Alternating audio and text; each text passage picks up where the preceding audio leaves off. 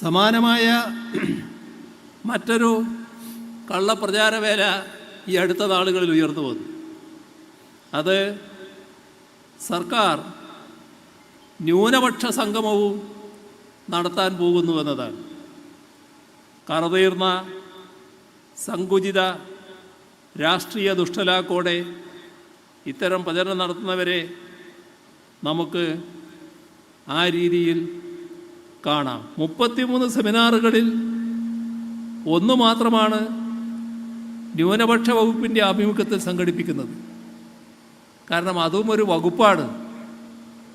ആ വകുപ്പിൻ്റെ നേതൃത്വത്തിൽ എന്തെല്ലാം കാര്യങ്ങൾ ചെയ്തു എന്നത് വിലയിരുത്തേണ്ടതുണ്ട്.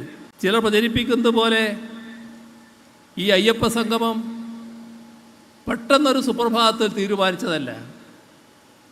വർഷങ്ങൾ നീണ്ട ആലോചനകൾക്കും ചർച്ചകൾക്കും ശേഷമാണ് ഇത്തരമൊരു പരിപാടിയിലേക്ക് എത്തിയത്.